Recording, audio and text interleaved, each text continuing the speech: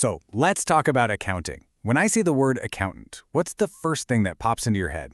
For most people, it's, someone buried under a pile of papers, punching numbers into a calculator, all about those ledgers and cash books. The whole profession gets boiled down to just counting things. But what if that's only scratching the surface of a much bigger, way more interesting story? There's this funny saying that goes around in the industry, and it really just nails this whole stereotype.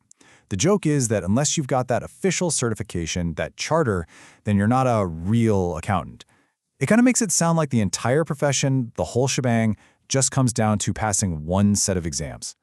It's a catchy phrase, for sure, but is that really all there is to it? Well, according to the author of our source material, that's not just a super narrow way of looking at things, it's a view that's actually putting the whole profession in danger. Let's get into why. To really get why we need to look past that old stereotype, first we have to understand the challenges that are shaking the very foundations of the accounting world. It turns out the profession is facing some pretty serious heat from the outside. And believe me, this isn't some small internal debate. The author argues it's a battle on two fronts, and it's creating a real identity crisis for what it even means to be an accountant today. So here's the deal. It's this dual threat. On one hand, you've got the value of a 4-year university degree getting called into question. I mean, if anyone from any background can just hit the books, pass the professional exams, and get chartered, you have to ask, what's the point of the specialized degree? And then on the other hand, bam, you've got technology. Accounting software is so powerful now that it handles tons of the routine stuff, making a lot of people wonder if we even need these highly trained accountants anymore. It's a perfect storm.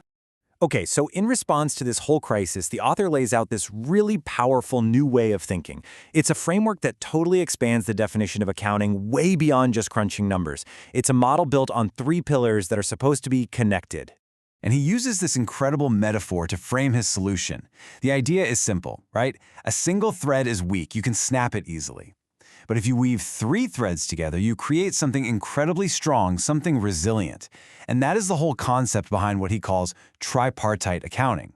And here we can really see what that looks like. You can see how these 3 pillars, practice, policy, and research, are all meant to flow into each other, creating this cycle of analysis, strategy, and innovation.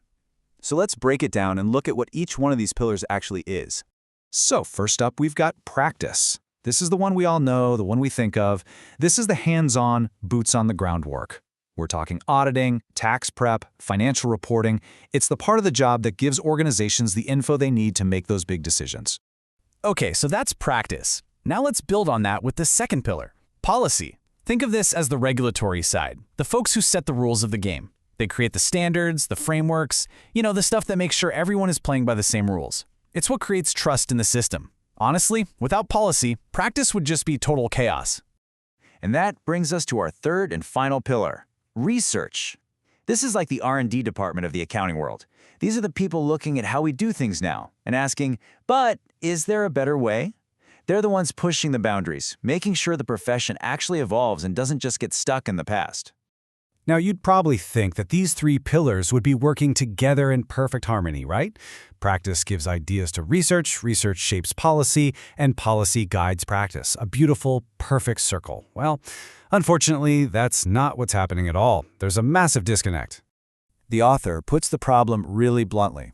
He says the core parts of the profession are basically siloed off from each other, working as worlds apart.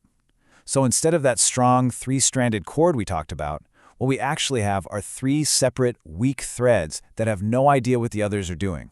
And this disconnect has some very real, very negative consequences. For one, the best and brightest graduates see that the big money is in practice, so they skip academia altogether. That leads to a brain drain in research. Meanwhile, amazing academic work that could solve real-world problems just ends up collecting dust because practitioners don't even know it exists. And all of this leads to the biggest risk of all, stagnation.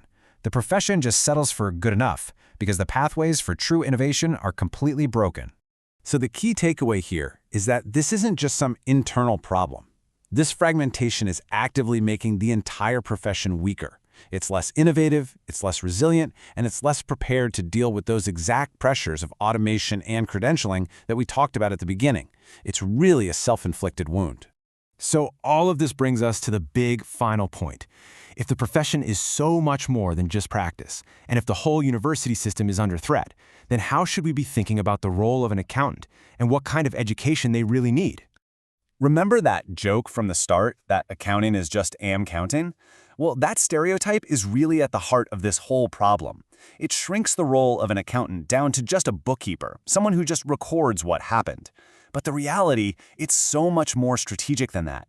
And this visual just nails the difference. On the left side of this cycle, that's the bookkeeper's job. They're collecting and recording the data. That's the literal counting. But now, look at where the accountant's work really begins. It's on the right. It's all about analysis, preparing financial statements, and pulling strategic insights from that data. Their value isn't in recording the past. It's in using the past to help shape the future. And that is precisely why a good, well-rounded university education is so critical. It's not just about job training for practice. It's about building what the author calls a robust acumen, basically the deep foundational knowledge you need to be able to play in all three sandboxes. It creates accountants who can not only do the job, but who can help shape policy and even drive research. It makes for a career path that's way more dynamic, more sustainable, and ultimately way more valuable. So, we end on this question, which really gets to the absolute core of the issue. If the real strength of accounting comes from that interplay between practice, policy, and research, what happens when we obsess over just one of those threads?